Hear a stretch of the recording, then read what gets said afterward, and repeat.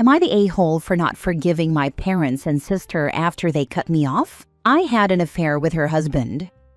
I had an affair with my sister's husband when I was 16. Yes, I regret it, and I truly am disgusted with my past self. When they found out, my sister publicly shamed me, fair enough, and told my parents, also fair. She chose to stay with her husband and blamed me for seducing him into being unfaithful. She forgave him and decided to reconcile, while I was left to face the consequences. My parents kicked me out, and I had to scramble to find somewhere to live. Every time I found a new job, my parents and sister would contact my co-workers to call me a homewrecker. They would harass me wherever I went, gossiping about my status. While no one treated me differently to my face, the stares and whispers were unbearable. I had to leave the city and move to another just to escape them, and for the sake of my mental health. Some people might say I'm overreacting, but they really followed me like the plague. I moved and met a nice elderly couple who never had kids, Mark and Helen. By that, I mean they offered me a place to stay if I needed it and were incredibly kind to me. I had my own place, but I often visited them. To this day, they mean the world to me. They knew what had happened, and I once even joked and said something along the lines of, "Aren't you afraid I'll steal your husband as a homewrecker?" Helen told me that being a homewrecker wasn't my entire personality, and to move on and learn from what I did. I eventually met my now husband, and we have 4 children, all adults now except for one who is 17. My kids know about my parents and the past situation, and they grew up considering Mark and Helen their grandparents, alongside my in-laws. Then, last Saturday, I received a message. I hope you can find it in your heart to read this message. I know we've been through so much pain and hardship, and I want to be honest with you about everything. I deeply regret how things have unfolded between us, especially the hurtful things we said and did in the past, and I am truly sorry for all the pain we caused you. Our actions have had lasting consequences. We never got to know our grandchildren, and I realize now how much we missed out on. Your sister's husband cheated again and left her for someone else. I see how much she's been suffering. She's now a woman left alone with 2 kids. One is disabled, and the other is autistic and struggling too. She's been so strong, but it's not enough. We are in a difficult situation ourselves, struggling financially. We don't have enough space or resources to help her directly, but we deeply want to support her and her children. I'm asking for your forgiveness. I know your father and I don't deserve it, but I hope you can see that we are trying to make amends, even if it's late. If there's any way you can help us with financial support or guidance to assist your sister and her children, it would mean the world to us. We want to do right by them, and by you, if you're willing to give us that chance. We love you. When I got that message, I was pretty angry. I haven't seen my parents in decades, and I'm not willing to see them or even consider helping my sister with her kids. I haven't responded yet, but my husband is willing to send her a very harsh letter on my behalf. We're considering just ignoring them, but would I be the a-hole if I let my husband write a harsh reply? Edit. He and my sister were 21, and I was 16. I got to live with my grandparents after they kicked me out. I'm also 43 now, if that wasn't clear. My oldest child is 23, so no, they are not little kids anymore. Now for the top comments. Your family thought you were the one at fault for the affair you had with your sister's husband. He seduced a child. It was all on him. I wouldn't even bother contacting them to tell them to go to hell. By all means, let your husband write a letter, but don't send it. It will just open the door for further hurt for you.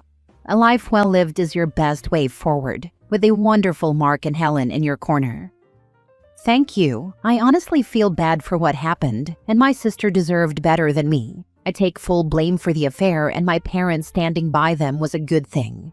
It showed that they supported their relationship and stood by them. That's good. He has now left her, so I'm not sure if it was worth it in the end, but they are not entitled to my money. In another message, they even suggested that they move in with me. How did they get your number? As tempting as it must be to send a scathing letter, I would suggest blocking and ignoring them. I'm guessing my grandma told them. My grandpa is dead, but I still have very low contact with my grandma. OP, I'm tacking onto one of the top comments in hopes you'll see this. You keep saying you don't blame your parents, but put yourself in their shoes. If a 21-year-old adult slept with your 16-year-old son or daughter, how would you feel? They chose a predator over you. Do not forgive them or give them a dime. Protect your peace. Cut them all off for good, not the a-hole. Next story. Am I the a-hole for saying no to babysitting my ex's child with his wife when she asked?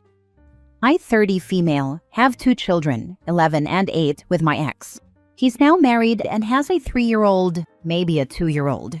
I forget the age of his 3rd child, but he has a child with his wife. For the last 2.5 years, I've had custody of our kids. This came after a lot of messed up behavior toward them, including telling our kids I had died, and even recording them sobbing. Leaving them with a friend of his who was high and had drugs all around, and trying to force food into our younger child's mouth. He has no visitation with our kids. There have been 5 court appearances since he lost custody, and we had to meet with a child advocate 3 times since I was awarded sole custody. His wife is not someone I know. In the 6 years they were together, we spoke twice. The first time was before he lost custody, and she accused me of trying to ruin their wedding by making him work excessively long hours to pay an unreasonable amount of child support when they were trying to get married. The second time was after one of our meetings with a child advocate, and she blamed me for him not being much of a husband to her or a father to their kid because he was trying so hard to get his custody time back. She didn't outright say he was a lazy father, but I would guess it's more that than him doing what he can to get visitation with our kids, at least. So I never expected to hear from this woman. But last Tuesday actually, I was home because my kids had no school, and she called me at 8:30 saying she was going for a small procedure and needed someone to watch her child until 4 p.m. or 5 p.m. She told me she had nobody else and said it would be good for the kids to have some kind of contact. I told her no and ended the call. She called me back, but I didn't answer. Wednesday, Friday, and Saturday, I received several texts from her asking what kind of mom I am and telling me I should be ashamed of myself for not helping in an emergency and denying the kids a chance to see each other. I don't feel bad about it, but I know this child is a half-sibling to my children, so I acknowledge there might be some wrong on my part for not helping. Maybe. Am I the a-hole? She might be trying to set you up. You'll watch their child, and then they will accuse you of mistreating the child or something similar. Do not ever watch their child. I was going to say, be the bigger person and watch the kid for a few hours and let your kids hang out with their sibling.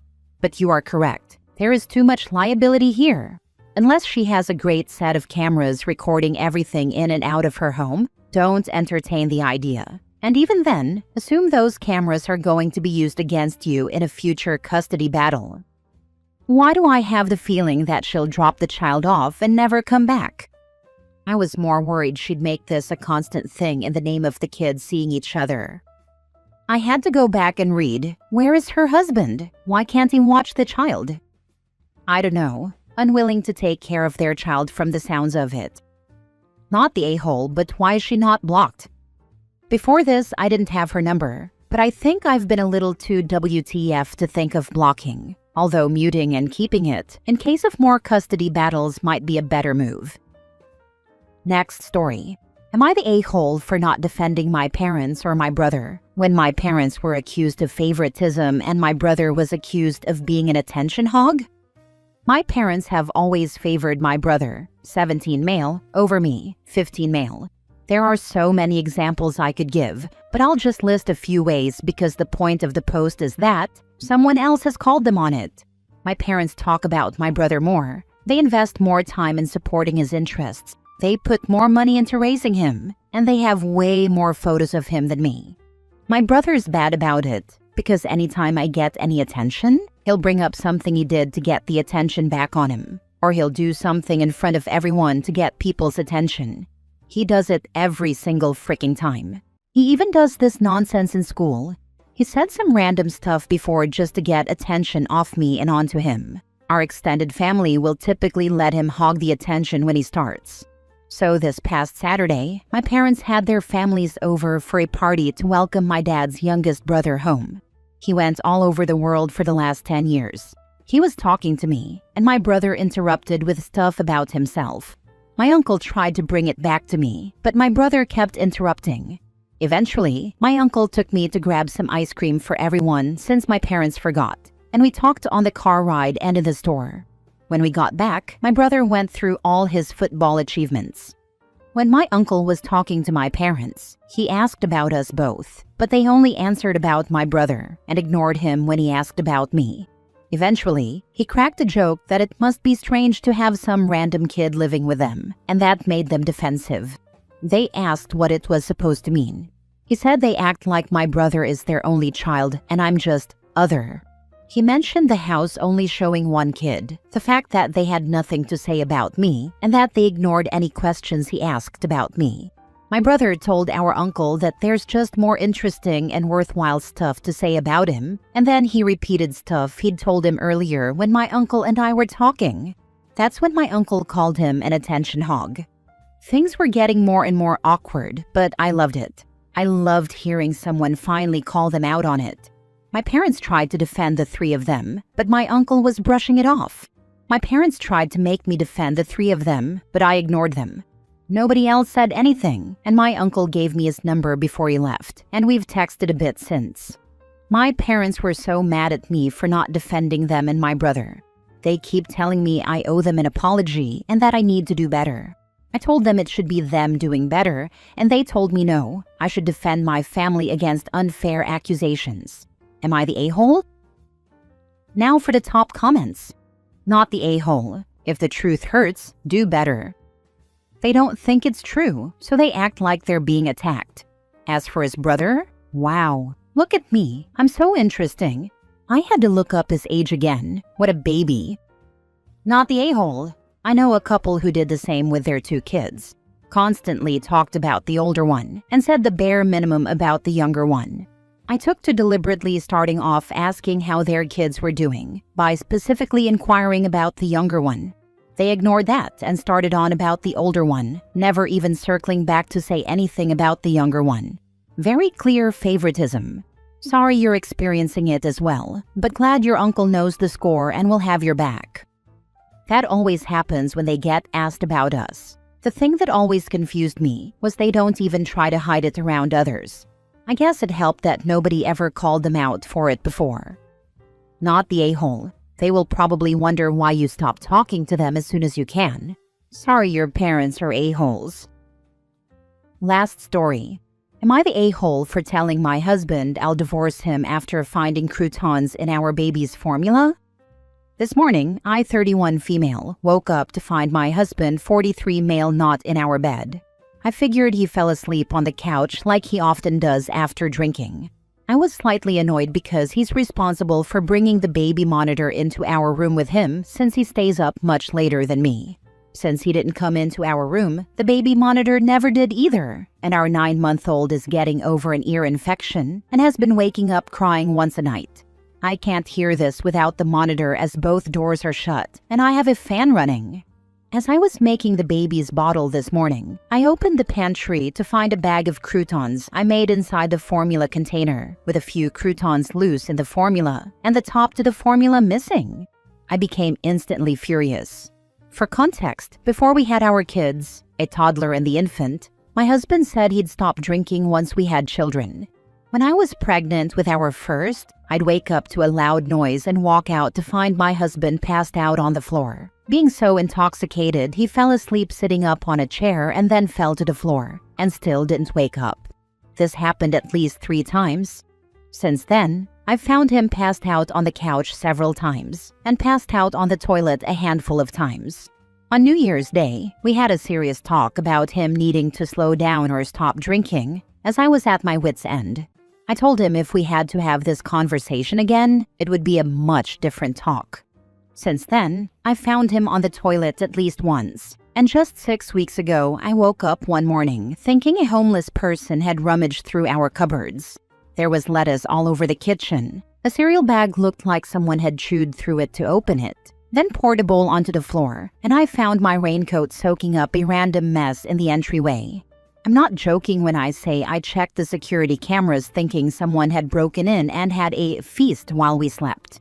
He tried to blame it on the 2-year-old, but the folded-up cereal box was a dead giveaway. So that brings me to today. He told me he had 2 drinks and didn't know how he ended up in the guest bedroom, or why. He thought it was our bed, but the guest bed didn't even have any sheets or pillowcases on it. Then finding the croutons was really just the tipping point. I confronted him and told him what I found and that there's no way he only had 2 drinks and ended up doing this. He's 6'4", 265 pounds. He swears that's all he had, and I told him if he doesn't stop drinking, I'm filing for divorce. He went to work, and we finally just talked after the kids went to bed. He said I'm overreacting, that he doesn't have a problem, and that it's not fair to give him that ultimatum. I told him it's my life too, and I don't have to stay in a marriage where I don't like the level of drinking, especially with 2 young boys. I agree I could have waited until tonight to have a better talk, but I think he needs to know how serious I am in order for him to make a change. Otherwise, I'm keeping my word and will file. So, am I the a-hole? Now for the comments. Boundaries only work if they're enforced. When are you going to put actions to your words? 1. He said he would stop drinking when you got pregnant. He didn't. 2. You asked him to stop drinking because you were at your wit's end. He didn't. 3. You told him if you had to have the talk again, it would be a more serious talk. But then you find him 2 more times drunk. Now he's lying about his drinking and trying to blame your children for his behavior. So, when are you going to enforce the boundary you set? You're not following through, so he has no reason to change. He's an alcoholic, and he's not at a place where he can admit that. He's lying about his drunk behavior, lying about how much he drinks, and now he's downplaying a very serious situation to gaslight you into believing he's fine and make you feel guilty for pointing out his drinking problem. He does have a problem. People only drink regularly until they pass out like that if they're an alcoholic. He cannot admit he has a problem because then he'd feel obligated to do something about it. You cannot change him or force him to change himself because then he'll just try to hide it from you. Ask yourself, do you love him and want him in your life and your children's lives as the person he is right now? Or do you feel like his behavior makes you and your kids unsafe in your own home? If you can't accept his alcoholism, then you should leave, for the sake of your and your kids' mental health and well-being. Being raised by an alcoholic is traumatizing and takes a long-term toll on both the children and the partner who puts up with it. Don't set yourself on fire to keep someone else warm. It never works out. Source: a person raised by an alcoholic parent. OP: wait till your toddler tells a teacher or another adult that their daddy is passed out, drunk a lot, that he was naked, vomiting, etc. Kids say things as they are. They don't filter the truth because this is the life that they are living. You might find your home deemed not safe for kids. This option may be taken out of your hands, OP. I hope for the sake of the kids that you put them first and not your partner.